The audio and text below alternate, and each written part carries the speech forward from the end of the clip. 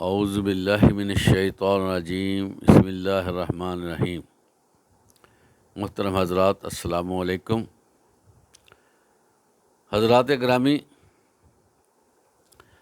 معاشرے میں رہتے ہوئے بہت سے مسائل بنتے ہیں اور اس میں مسائل بڑھتے بڑھتے نوبت لڑائی جھگڑے تک پہنچ جاتی ہے اور ایسا معاملہ خراب ہوتا ہے کہ جس کو کنٹرول کرنا مشکل ہو جاتا ہے، اور بعض اوقات لہجے بدلنے سے لڑائی شروع ہو جاتی ہے اور جگہ جگہ تکرار نظر آتی ہے، جگہ جگہ مسائل آپس میں بنے ہوئے نظر آتے ہیں۔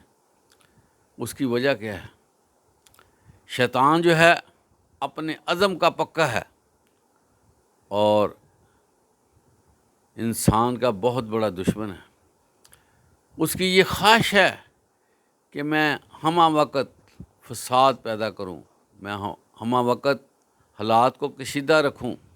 یہی وجہ ہے کہ وہ روزانہ کی بنیاد پہ اس پہ بڑی محنت کرتا ہے اور اس کی کوشش ہے کہ معاشرے میں ہر وقت لڑائی جھگڑا رہے، فتنہ فساد برپا رہے۔ اللہ تبارک و تعالیٰ نے اہل ایمان کو اس بارے میں پہلے سے متنبع کیا ہوا ہے اور سورۃ الاسراء آیت نمبر 17 میں فرمایا، اے نبی صلی اللہ علیہ وسلم، میرے بندوں کو یہ کہہ دیجئے کہ وہ ہمیشہ اچھی بات کیا کریں، کیونکہ شیطان جو ہے فساد ڈلواتا ہے۔ حضرات گرامی، یہ آپ خود دیکھ لیں، یہ جو آیت ہے یہ نشاندہی کر رہی ہے کہ شیطان جو ہے وہ لڑائی جھگڑے کا سبب بنتا ہے اور ایک مشن لے کر روزانہ شیطان ہر شخص کے ساتھ لگ جاتا ہے کہ میں نے اس طرح کا ماحول بنانا جس سے لڑائی جھگڑا ہو جائے۔ آپ صلی اللہ علیہ وسلم نے فرمایا کہ شیطان نے اپنا تخت سمندر میں بنایا ہوا ہے اور وہاں پر اپنے شاگردوں کو مختلف جگہوں پہ بھیجتا ہے اور پھر ان کو یہ کہتا ہے کہ جاؤ جا کر لوگوں میں فتنہ پیدا کرو، فساد پیدا کرو۔